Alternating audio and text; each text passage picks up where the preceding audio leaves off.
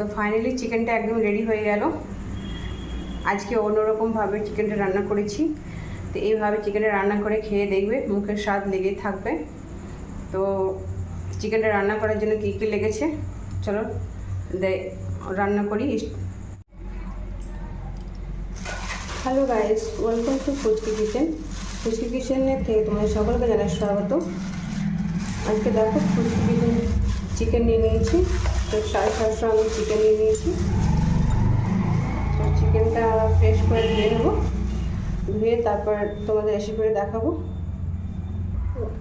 তো দেখো মুরগির মাংসটা আমি ফ্রেশ করে ধুয়ে নিয়েছি। আর আজকে আমি মুরগির মাংসটা চিকেনটা আমি অন্য ধরনের বানাবো, অন্য রকমের। তো তাই আমি একটু কাঁচা তেল দিয়ে দিচ্ছি, সরষের তেল, আর একটা নেবু, আর একটা টুকরা নেবু নিয়েছি।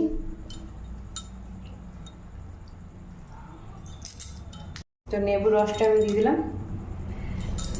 এরপর হালকা হলুদ মেখে ঢাকা দিয়ে 10 মিনিটের মধ্যে রেখে দেবো।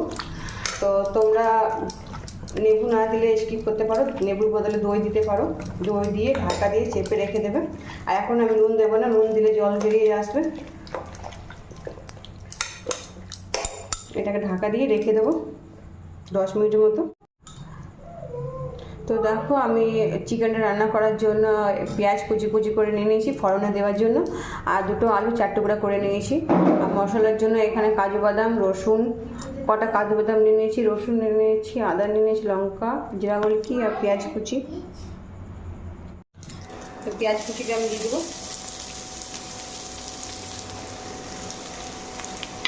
আজকে পেঁয়াজটা কুচি করে রান্না করবো, তাই কুচি করে নিয়েছি।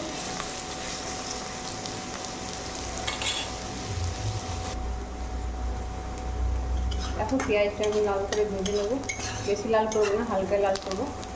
আর একটু ভাজা ভাজা করে নেবো। দেখো পেঁয়াজটা লাল লাল করে অনেকটা ভাজা হয়ে গেল, আর বেশি ভাজবো না। এবার কেটে রাখা আলু দিয়ে দেবো। আলু আর তার সাথে পিষে রাখা মশলা দিয়ে দেবো।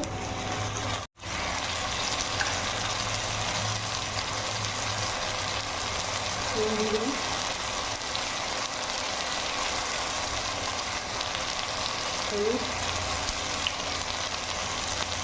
মশলাটা কষে নেব।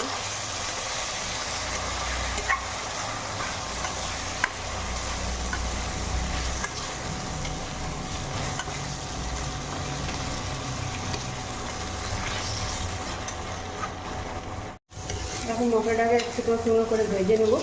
তো মশলার জলটা যে বাকি জলটা ছিল সেই জলটা দিয়ে দেবো মশলার, এই জলটা দিয়ে ভেজে নেব।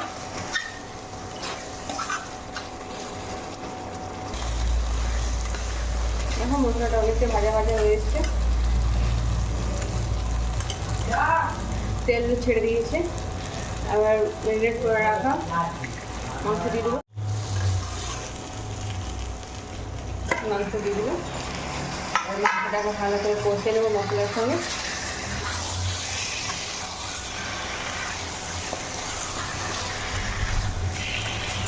ভালো করে মশলার সঙ্গে মাখিয়ে আর ঢাকা দিয়ে দিয়ে কষে নেবো।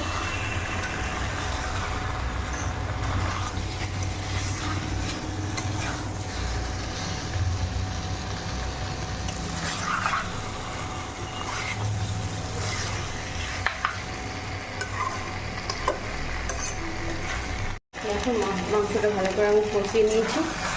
এবার ঢাকা দিয়ে ভেজে নেবো, ঢাকা দিয়ে দিই।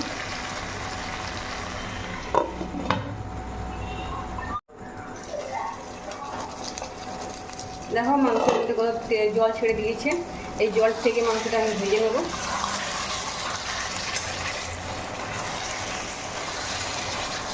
চিকেনের থেকে অনেকটা জল বেরিয়েছে, সেই জলে চিকেনটা পুরো ভেজে নেব। ভালো করে শুকনো হওয়া পর্যন্ত আমি ভালো করে ভেজে নেব।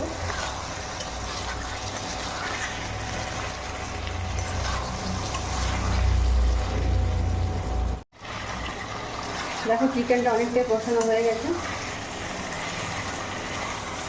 দেখো এইভাবে কষিয়ে নিতে হবে।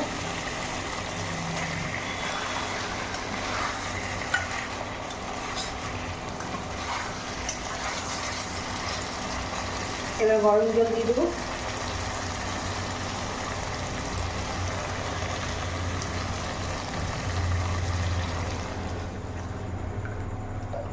গরম জল, এখন জল দিয়ে দিয়েছি, এবার ঢাকা দিয়ে ফুটিয়ে নেবো ঝোলটা।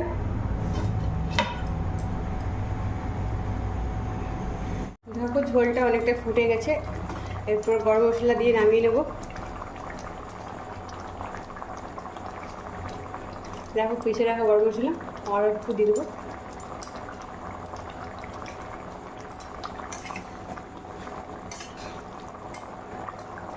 আর একটু ফুটিয়ে তারপর নামিয়ে নেব।